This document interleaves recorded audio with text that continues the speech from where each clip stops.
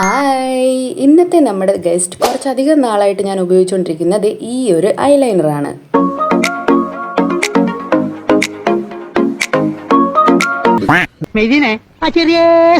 ദേ കണ്ടില്ലേ, ഞാൻ പറഞ്ഞത് സത്യമാണ്. കുറച്ചധികം നാളായിട്ട് ഉപയോഗിക്കാത്തതുകൊണ്ട് അടപ്പ് വരെ ഉറച്ചുപോയി. ഫോണിൽ നോക്കുന്നുണ്ട്, ശരിക്കും അങ്ങോട്ട് പറ്റുന്നില്ല ഗൈസ്. നമുക്ക് മിററിൽ നോക്കിയിട്ട് വരയ്ക്കാം. താഴെ ഞാനൊരു കുഞ്ഞു മിറർ വെച്ചിട്ടുണ്ട്, അതിലോട്ട് നോക്കിയിട്ടും അങ്ങോട്ടും പറ്റുന്നില്ല. എന്നാ ഫോണിലോട്ട് തന്നെ നോക്കാം.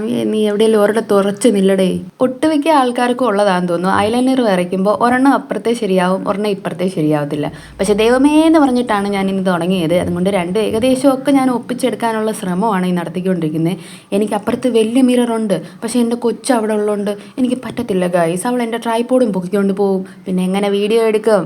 അപ് ടു 10 hours വരെയൊക്കെ സ്മഡ്ജ് പ്രൂഫായിട്ട് നിന്നിട്ടുണ്ടെന്ന് പറഞ്ഞാൽ അത് ശരിയാവത്തില്ല. ഞാൻ 11 മണിക്കൂർ എന്ന് പറയും. 1 മണിക്കൂർ കൂട്ടിയെന്ന് വെച്ചാൽ എന്താ കുഴപ്പം?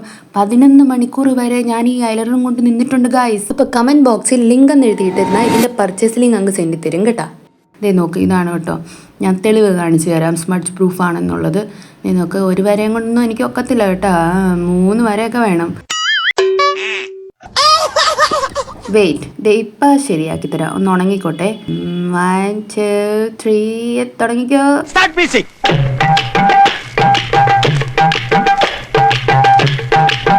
ഹോ മതി, ഇനി ഇത് കൂടുതൽ തേച്ചാൽ കൈ ഉറഞ്ഞു പോകും.